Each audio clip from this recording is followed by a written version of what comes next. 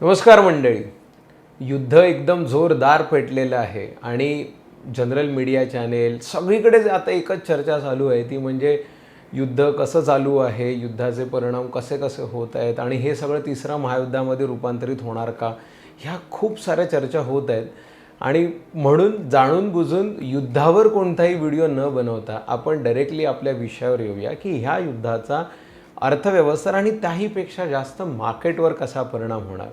रिसेंटलीच आपण युद्ध सुरू झालेल्या लगेचच एक सेशन घेऊन आपल्या सगळ्या इन्व्हेस्टर्ससाठी एक ह्याचं डिटेल ॲनालिसिस तर केलंच होतं, पण यूट्यूबच्या माध्यमातून अजून एक गोष्ट आम्ही करतो आहे, ती म्हणजे ह्या युद्धाचं एक छोटंसं आणि शॉर्ट क्रिस्प असं एक ॲनालिसिस आणि विशेषतः रादर मार्केटचं आउटकम हा आपण ह्या निमित्ताने डिस्कस करणार आहोत. सर्वप्रथम एक शॉर्टमध्ये युद्धाबद्दल जर सांगायचं झालं तर सगळ्यांना आपल्याला ही गोष्ट माहीतच आहे की ह्या युद्धाचा परिणाम जो होतो आहे ना, हा प्रामुख्याने ऑइलवरच होतो आहे. आत्तापर्यंत हा व्हिडिओ आपण शूट करतो आहोत 4 मार्चला संध्याकाळी.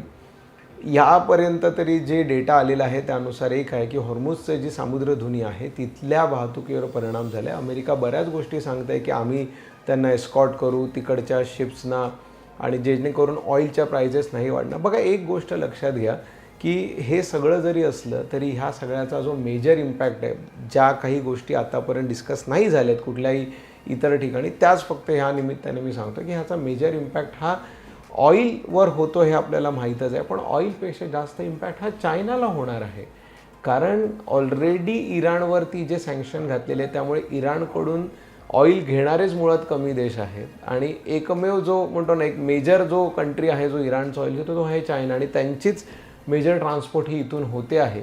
त्यामुळे हे युद्ध फक्त इराणचा तख्ता पलट करण्यासाठी किंवा इराणचं न्यूक्लिअर जे एनरिचमेंट चालू आहे, म्हणजे थोडक्यात युरेनियम एनरिचमेंट न्यूक्लिअर वेपनसाठी ते जे करतात, फक्त हे त्यासाठी नसून ह्या युद्धाच्या निमित्ताने कुठेतरी चायनाला पण हा एक शह बसतो आहे, कारण चायनाला ऑइल मिळणं अवघड झालेलं आहे आणि ह्या सगळ्याचा परिणाम म्हणतो ना. आणि एकंदरीतच हॉर्मुझच्या ज्या समुद्रधुनीचा म्हणतो ना स्ट्रेट ऑफ हॉर्मुझ आपण याला म्हणतो, इथून भारतासाठी पण एक निगेटिव्ह आहे, कारण भारतासाठीचं LNG परत भारताचं लागणारं एकंदरीत म्हणजे टोटल ग्लोबलच्या ऑइलपैकी जवळजवळ 20 ते 25% ऑइल ट्रान्सपोर्ट ही फक्त तिथून होते. आणि जर त्याला वळसा घालायचा आफ्रिकेला मार्गे जर हे ऑइल घ्यायचं झालं तर त्याच्यामध्ये ट्रॅव्हल टाईम वाढतो आहे, त्याच्यामध्ये खर्च वाढतो आहे. सो हे सगळे प्रॉब्लेम भारतासाठी सुद्धा आहेत.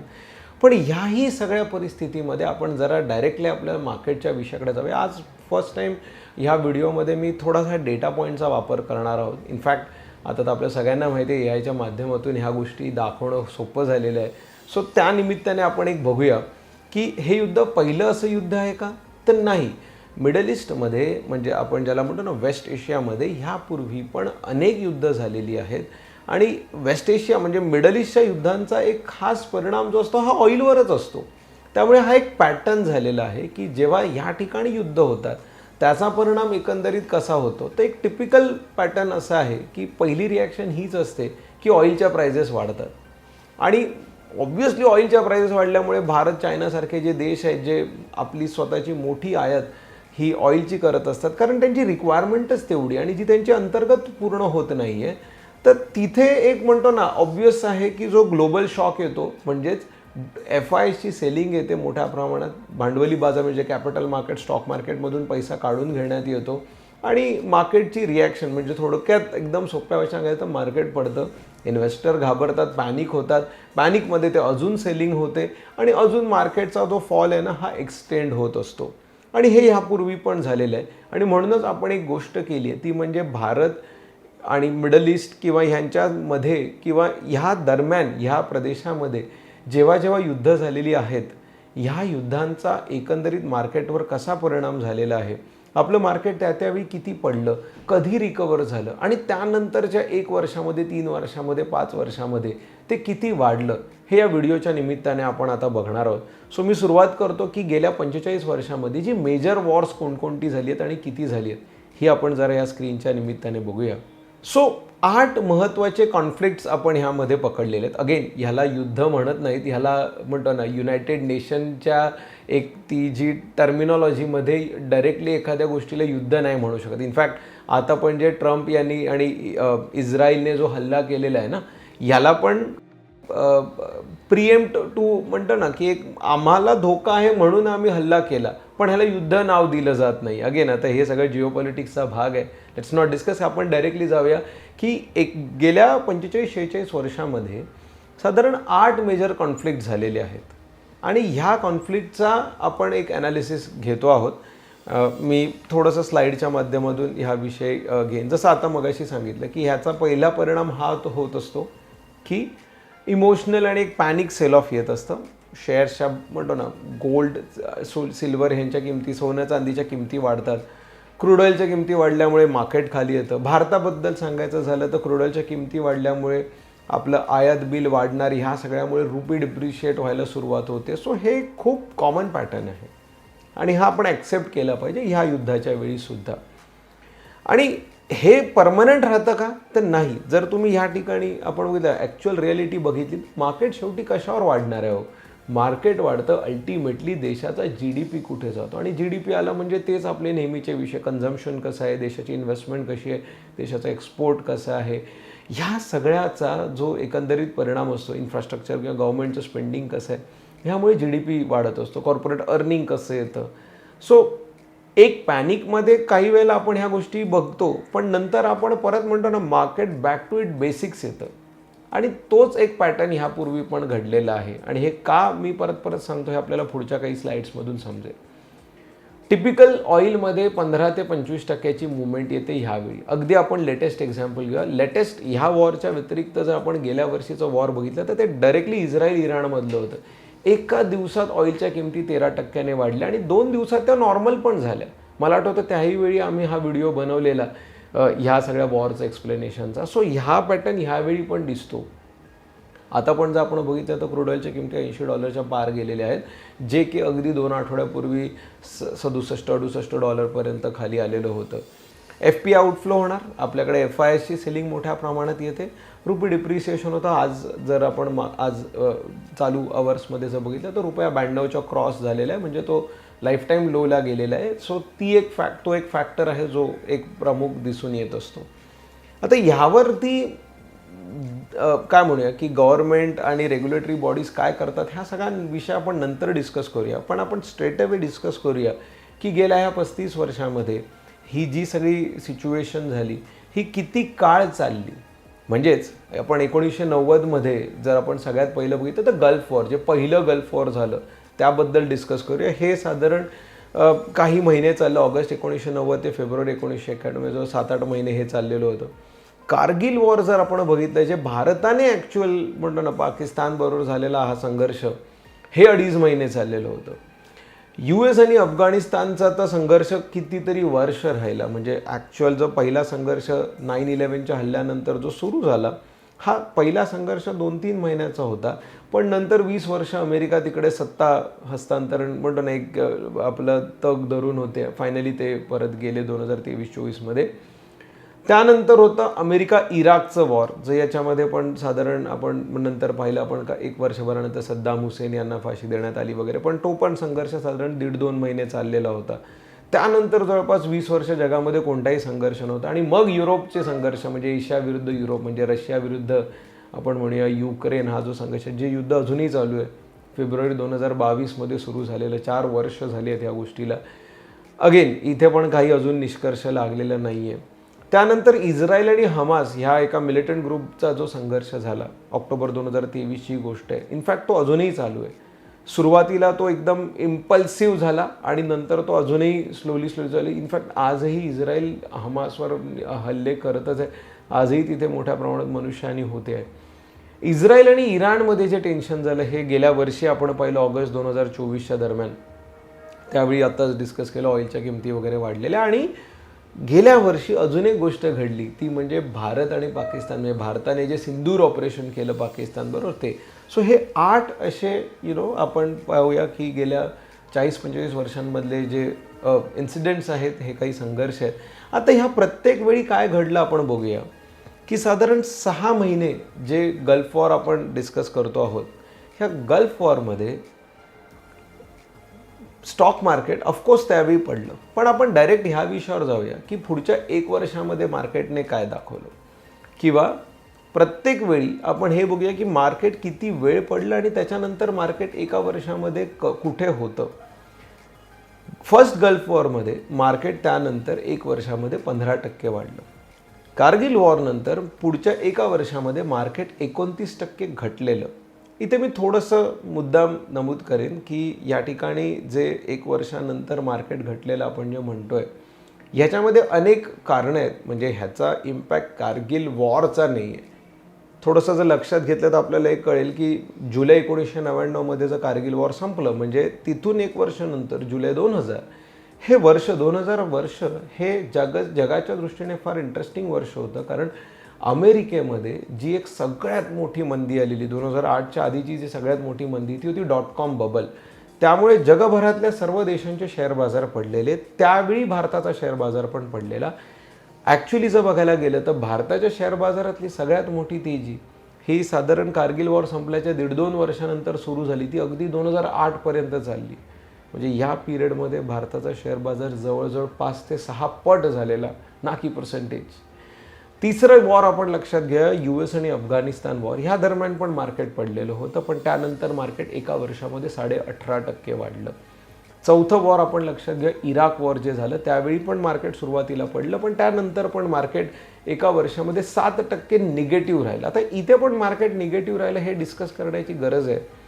इथून एक वर्षानंतर म्हणजे मे 2004 हे जे वर्ष होतं त्यावेळी आपल्याकडे केंद्राच्या निवडणुका झालेल्या आणि जे रुलिंग पार्टी होती त्यावेळी NDA सरकार जे होतं वाजपेयी लेड जे गव्हर्नमेंट होतं हे पडलेलं. आपल्याकडे जर काहींना माहीत असेल तर मुदत एक वेळेच्या आधी निवडणुका झालेल्या, कारण कुठेतरी त्यावेळेच्या सरकारला एक विश्वास होता की आपण निवडून येऊ आणि मार्केट माहोल पण तसा होता. इंडिया शायनिंग हे जे कॅम्पेन होतं ते खूप गाजत आणि तरीसुद्धा वाजपेयी सरकार पडलेलं. त्यावेळी मार्केट खाल्लेलं. त्यामुळे इकडचं एक वर्ष इराक वॉर नंतरचं आणि जसं मगाशी कारगिल वॉरचं सांगितलं ते नेमकं एक वर्ष असं झालं ना की ज्यावेळी .com बबल किंवा आपल्याकडे केंद्राच्या इलेक्शनचा निकाल हे त्यावेळी वर्षी होते. म्हणून ही 2 वर्ष आपल्याला निगेटिव्ह दिसतात. अदरवाईज पुढचे 4ही इन्स्टन्स आपल्याला असे दिसणार आहेत की ज्यामध्ये मार्केटने तिथून पुढच्या एक वर्षामध्ये पॉझिटिव्ह रिटर्न्सच दिले आहेत. रशिया युक्रेनचं उदाहरण घेऊया. रशिया युक्रेनच्या नंतर पण जर आपण पाहिलं तर त्यानंतर पण एका वर्षामध्ये जो आपला सेन्सेक्स आहे किंवा निफ्टी आहे दोघंही साधारण 39% वाढलेले आहेत. इस्रायल हमास हा जो ऑक्टोबर 2023मध्ये संघर्ष झाला त्याच्यानंतर पण एका वर्षामध्ये मार्केट 11% वाढलं. इनफॅक्ट एक गंमत अशी आहे की आपलं मार्केट 11% वाढलं. इस्रायलचं स्वतःचं स्टॉक मार्केट पुढच्या एका वर्षामध्ये जो 40-50% वाढलं. तेल अवीव नावाची जी त्यांची इंडेक्स आहे TA125 ही इंडेक्ससुद्धा जवळपास 40 ते 50% त्या वर्षी वाढले. इनफॅक्ट हे 2024मध्ये पण झालं. इस्रायल आणि इराणचं 2024मधल्या युद्धानंतर ऑफकोर्स आता अजून एक म्हणतो ना ह्या वर्षी जरी आपण जर बघितलं तर त्यानंतर पण मार्केट जवळपास एक वर्षभरामध्ये वाढलेलं आहे आणि परत इस्रायलची इंडेक्स त्यानंतर जोरदार वाढलेली आहे. आणि ऑपरेशन सिंदूर नंतर ऑफकोर्स अजून एक वर्ष झाले नाही, पण आता पण मार्केट आपले 15 ते 18% त्या लेवलपासून मेपासून वरती आहोत आजही आपण. सो ह्या काही गोष्टी महत्त्वाच्या ह्या दृष्टीने आहेत की इन शॉर्ट मला ह्या निमित्ताने थोडंसं सांगायचं आहे की ह्याला फार घाबरून जाण्याची गरज नसते. आत्तापर्यंत हे जेवढे पण आपण फॉल किंवा ही जी सगळी मार्केटमधली युद्ध बघितली ह्या पिरियडमध्ये ॲव्हरेज मार्केटमध्ये फॉल हा 10% झालेला आहे. ॲव्हरेज काही वेळेला जास्त आले काही वेळेला कमी. आणि हा ड्रॉडाऊन असं आपण म्हणतो. ड्रॉडाऊन म्हणजे युद्ध सुरू होण्याआधीची हायेस्ट लेवल आणि लोवेस्ट लेवल, ना की युद्ध संपण्याची लेवल. कदाचित युद्ध चालूही राहिलं पण ॲव्हरेज ड्रॉडाऊन हा 10%पर्यंत झालेला आहे. पण तो 10% फॉल तसाच राहिला का तर नाही. तर ॲव्हरेज रिकव्हरी म्हणजेच जर मार्केट 10% पडलं पण तिथून परत रिकवर होण्यासाठी मार्केटला साधारण 38 दिवस लागलेले आहेत. म्हणजे आपल्या मार्केटच्या भाषेमध्ये सांगायचं तर 1.5 महिन्यामध्ये मार्केट सर्वसाधारणपणे रिकवर होतं. आणि आपण एक एक्झाम्पल घेऊया. रशिया युक्रेनच्या दरम्यान मार्केट 15 दिवसात रिकवर झालेलं. हायेस्ट टाईम घेतलेला मार्केटने इराक वॉरच्या वेळी जेव्हा 49 दिवस लागले रिकवर व्हायला. इनफॅक्ट सगळ्यात जास्त पडलेलं मार्केट 9/11 अटॅकनंतर, त्याच्यानंतर अफगाणिस्तान वॉर वगैरे झालं, पण तेही मार्केट 48 दिवसात रिकवर झालेलं होतं. आणि म्हणून असं म्हणेन की 38 दिवस लागत आहेत मार्केटच्या एकंदरीत रिकव्हरीला. हा तोच डेट आहे की एका वर्षानंतरचे मार्केटचे रिटर्न. आता ह्याला थोडं आपण पुढे नेऊया की एक शॉर्ट टर्म व्ह्यू आपण म्हणतो एक वर्षाचा. पण जर एखाद्या व्यक्तीने 3 वर्षाचा होरायझन जर ठेवला गुंतवणुकीचा, की ह्या युद्धानंतर पुढची 3 वर्ष मार्केट कसं असेल, असा जर आपण एक हिशोब काढला, तर आपल्या शेअर बाजाराचे रिटर्न पुढच्या 3 वर्षाचे पण आपल्याला इथे दिसत आहेत आणि ते कसे इंटरेस्टिंग आहेत बघा. आणि हे मुद्दाम चढत्या क्रमाने लावलेले आहेत, की कारगिल वॉरनंतर पुढच्या 3 वर्षामध्ये सेन्सेक्स हा जवळपास 25% वाढलेला आहे. इस्रायल हमास वॉरनंतर, ऑफकोर्स ह्याला अजून 3 वर्ष नाही झाली आहे, पण लेटेस्ट डेटापर्यंत हा 25% वाढलेला आहे. इराक वॉरनंतर आपलं मार्केट पुढच्या 3 वर्षामध्ये 30% वाढलेलं आहे. गल्फ वॉर जे फर्स्ट झाले 90 साली, त्यानंतर मार्केट पुढच्या 3 वर्षामध्ये 45% वाढलेलं आहे. US अफगाणिस्तान वॉरनंतर पण आपलं मार्केट 50% वाढलेलं आहे. आणि रशिया युक्रेन अगदी लेटेस्ट वॉर जर घ्यायचं झालं तर त्यानंतर पण पुढच्या 3 वर्षामध्ये साधारण मार्केट 60% वाढलेलं आहे. म्हणजेच ॲव्हरेज पुढच्या 3 वर्षामध्ये मार्केट साधारण 40% वाढत आहे. मग आता इथे आपण हा विचार करणं गरजेचं आहे की पहिला एखादा आठवडा किंवा एखादा महिना जो पॅनिक क्रिएट होतो त्याला किती घाबरायचं आणि आपलं थोडंसं एक मीडियम टर्मवर किती फोकस करायचं. आणि हेच एक लास्ट एक्झाम्पल आपण घेऊया. जर 5 वर्षाचा आपला गुंतवणुकीचा कालावधी असतो, म्हणजेच युद्धानंतरची जर 5 वर्षाचा आपण मार्केटचा हिशोब काढतो तर तो किती इंटरेस्टिंग आहे बघा. आता 8 पैकी जी 4 युद्ध आहेत ना त्यांना 5 वर्ष पूर्ण झाले. ते जी लेटेस्ट 4 जी आहेत, रशिया युक्रेन आणि त्याच्यानंतरची इस्रायल हमास, इस्रायल आणि इराण आणि आपलं सिंधू, ह्याला तर 5 वर्ष झालीच नाही आहेत. त्यामुळे पहिली जी 4 युद्ध आहेत आणि ही टिपिकली कारगिल सोडलं तर ही टिपिकली मिडल ईस्टमधली युद्ध आहेत. ह्यात सर्व युद्धांमध्ये मार्केट 5 वर्षानंतर 80% ते 150% वाढलेलं आहे. ॲव्हरेज 113%. सो एक गोष्ट इथे आपण लक्षात घेणं गरजेचं आहे. Just to summarise, maybe हा व्हिडिओ थोडा मोठा झाला आहे, ह्याच्यातून थोडीशी पॉझिटिव्हिटी जास्त निर्माण व्हावी हाच एक हेतू होता. हा कुठलाही फायनान्शियल सल्ला किंवा ॲडवाईस नाही आहे, पण जिओपॉलिटिकल टेन्शन पूर्वी पण होते, आजही आहेत आणि भविष्यात पण राहणार. पण या सर्व टेन्शनमध्ये एक गोष्ट आपल्याला लक्षात येणं गरजेचं आहे, ती म्हणजे युद्धानंतर पुढच्या 1 वर्षाचे ॲव्हरेज रिटर्न पास्ट सगळं मागच्या सगळ्या युद्धाच्या हिशोबाने जर पकडलं तर ते 8% आहेत. 3 वर्षाचे ॲव्हरेज रिटर्न हे साधारण 39% आहेत आणि 5 वर्षाचे ॲव्हरेज रिटर्न्स हे साधारण 113% आहेत. त्यामुळे एक गोष्ट इथे मी सांगेन नक्कीच की बघा, हे युद्ध ना पहिलं युद्ध आहे ना शेवटचं युद्ध आहे, पण आपली गुंतवणूक तर कायम राहणार आहे. आणि म्हणूनच ह्या निमित्ताने मी एक सांगेन की कुठेतरी बघा, एक टिपिकल इन्व्हेस्टरचा पहिला गुंतवणुकीचा धर्म काय असला पाहिजे की मार्केट जेव्हा खाली येतं तेव्हा आपण गुंतवणुकीसाठी चांगली संधी, बघा जेव्हा मार्केट वाढतं तेव्हा टिपिकल इन्व्हेस्टरला हे वाटतं की मला खरेदी करण्यासाठी कमी भाव मिळाला पाहिजे. आणि जेव्हा भाव कमी मिळतो, असे जेव्हा पॅनिक सिच्युएशन क्रिएट होतात, तेव्हा मात्र आपल्याला वाटतं नाही हे मार्केट अजून खाली येईल. बघा, बॉटम कोणालाच माहीत नाही आहे, पण मला कुठेतरी असं वाटतं की ह्या निमित्ताने जो एक चांगला भाव आपल्याला मिळतो आहे याचा तर फायदा आपल्या फायनान्शियल ॲडवायझरशी बोलून नक्कीच आपल्याहून प्रत्येकाने घेतला पाहिजे.